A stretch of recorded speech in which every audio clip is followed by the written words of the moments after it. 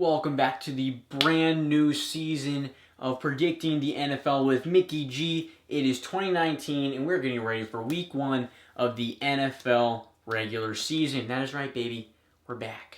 Alright. And I talked to the people and I'm like, hey, do you care more about the recap or the predictions? And as predicted, they chose the predictions, not surprisingly. Makes sense. This is a prediction. But I was trying last year to focus too much on the recap and predictions. Videos getting a little long. So we're shortening that down this year. So instead of full-length recap, we're doing 60-second recap, starting off with this past year's offseason. We're going to get that started in 3, 2, 1. Starting off with the NFL draft, we have Kyler Murray drafted number 1 overall by the Arizona Cardinals in the hopes that he will do what Josh Rosen could not and bring their team back to relevancy. Next, we have some trades and free agency going on. Odell Beckham going to the Cleveland Browns. Big moves there so he can play with his friend Jarvis Landry. Antonio Brown going to Oakland, soon to be Las Vegas Raiders. And then we have Le'Veon Bell going all the way to New York to become a Jet. Some retirings happening. We have Rob Gronkowski leaving the league to go pursue an acting career, something like that. Andrew Luck surprise retiring right before the season started, but he's gone now. And then Sebastian Janikowski, my favorite kicker of all time, no longer with us. Sad day. Josh McCown pulled a Brett Favre, retired, then came back to help out the Eagles when they needed someone.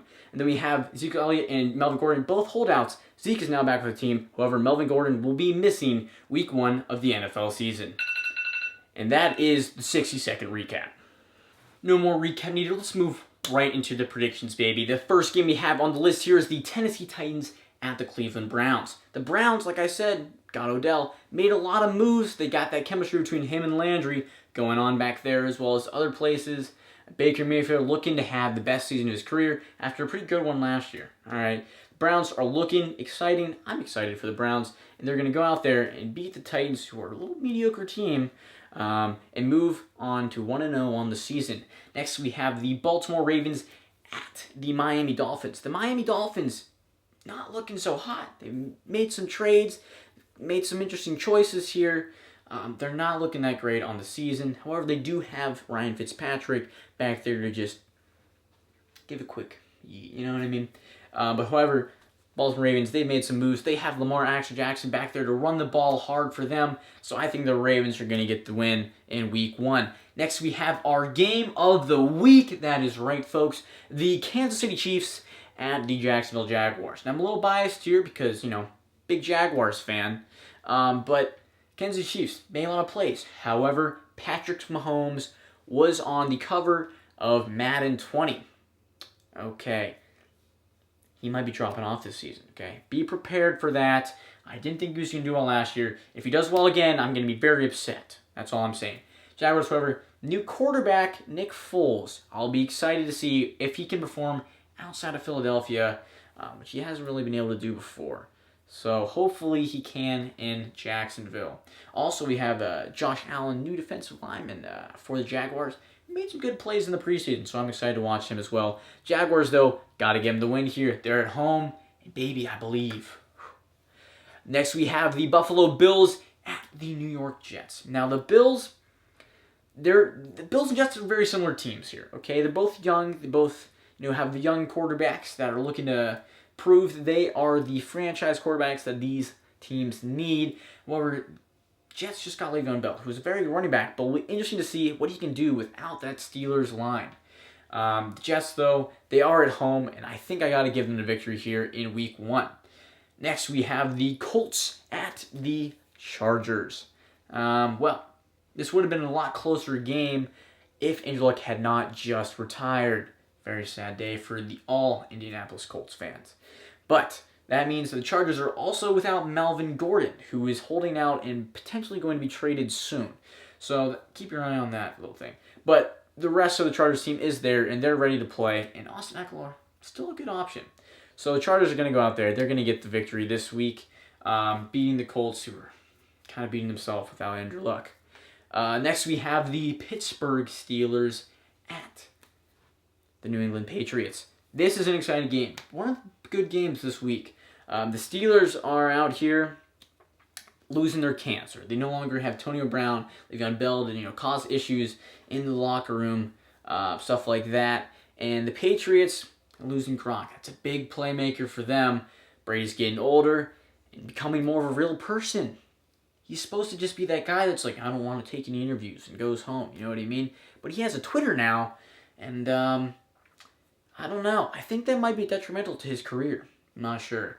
But I got to go with the Patriots here. They're at home. They're in Foxborough. They're not losing to a Pittsburgh Steelers team that's, losing a couple people. Next, we have the Denver Broncos at the Oakland Raiders, soon to be Las Vegas Raiders.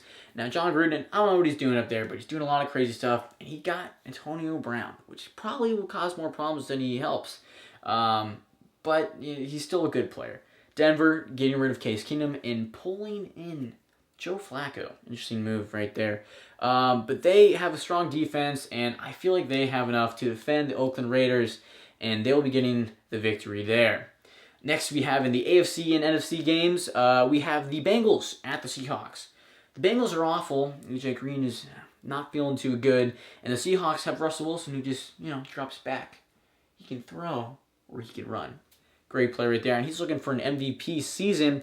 Russell Wilson and the Seahawks are going to take this one. Next, we have the Texans at the Saints. Now, the Texans got rid of a little bit of a cancer on their own, Jadeveon Clowney, but that is still losing a big playmaker. Plus, they always have issues with injuries. They've already lost Lamar Miller on the season. That is a difficulty. But the Saints, on the other hand, Drew Brees only has a few good years left, and he wants that MVP, okay? He's going to go out there, he's going to do his best to get his team in a position to win another Super Bowl and to get an MVP for himself so he can prove how elite he really is. So the Saints are getting this one. Moving to the NFC games, we have the Thursday night game, the kickoff of the entire NFL season. We have the Green Bay Packers at the Chicago Bears. Now, last year, Chicago caused great problems for the Packers with Khalil Mack, and I think he's going to do it again. Packers, they've been changing up their ways. They usually don't go after a lot of free agency and trades and stuff like that, but they've lost Clay Matthews. They've changed up the way their system works. I think that's too much changing for the Green Bay Packers, and the Bears, they're going to take it to them. Next, we have the Washington Redskins at the Philadelphia Eagles. Now, the Eagles, they have a strong team. They haven't really lost anyone that significant. They lost Nick Foles, but he was their backup, okay? They still have Carson Wentz, who's a great player when he can stay healthy. And he is healthy because it's week 1. Redskins, on the other hand, they're staying in their mediocre ways. They're having a little QB questions going on there. So I think the Eagles are going to go out there, keep their solid team, and they're going to get a victory. Next, we have the Rams at the Panthers.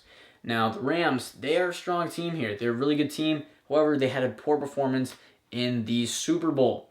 They're going to look around, change these things, and make sure they have it down the line and get their second chance at that spot. Carolina, on the other hand, they have Christian McCaffrey, and I'm not too excited for much else on that team. So I'm going to go with the Rams here, getting the victory. Next, I have the Atlanta Falcons at the Minnesota Vikings. Okay?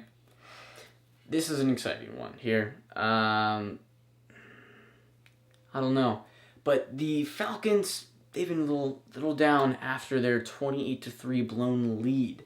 Vikings, on the other hand, they've been making moves. They got Kirk Cousins. However, he was not what they wanted. He didn't perform to what they wanted. And come on, Kirk.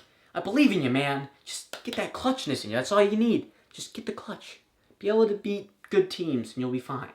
Okay? So I believe in the Vikings. I think they have the more complete team here, better team, and they're going to get the victory against the Falcons. Next, we have the San Francisco 49ers at the Tampa Bay Buccaneers. And, got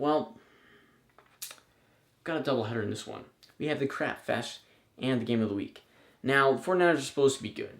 They had issues last year. They messed up, things like that. Jimmy G was supposed to be their savior. Instead, got hurt. Didn't play as well as they hoped. Buccaneers, on the other hand, they're also a similar team that doesn't quite have all the pieces together. They still have Jameis Winston as their quarterback, and he hasn't been doing much for them. These are two teams with struggling quarterbacks who are supposed to be great, and issues all around the rest of the team. But I'm going to go with the Buccaneers here with my upset, because 49ers are probably considered the better team here. Next, we have the Lions at the Cardinals. The Lions, they have Matt Stafford. They have a veteran quarterback, which is what the Cardinals do not have. They have Kyler Murray starting, and this is his first career start, and I don't think he's going to be able to win his first NFL career start.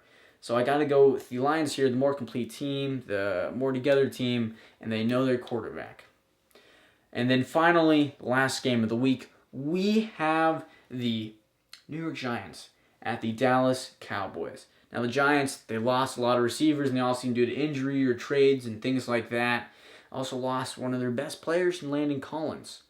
So that's difficulty for them there. Plus they've been down and out the past couple of years as well. And then we see Dallas, you got Jason Witten back coming out of retirement. Zeke Elliott has signed, still have Dak Prescott. But besides that, they're looking like a much better team. Re-signed a lot of big defensive players that they had, and they're looking to make a run as well. So the Cowboys are going to get the win here against a tough and tired New York Giants. So that's all the predictions we got. And if you're wondering, what I use to do this, there's a great website called playoffpredictors.com. That's what I use to do it. This is not a sponsor, though I wish it was. But check it out. My guy, Raymond Lenoff, created this great website. It makes it a lot easier for me to figure out my different predictions and stuff like that. So if you want to look at it, be my guest. Link will be in the description. That is all we have for this week. Make sure to smash like. All right. Thank you. And as always, adios.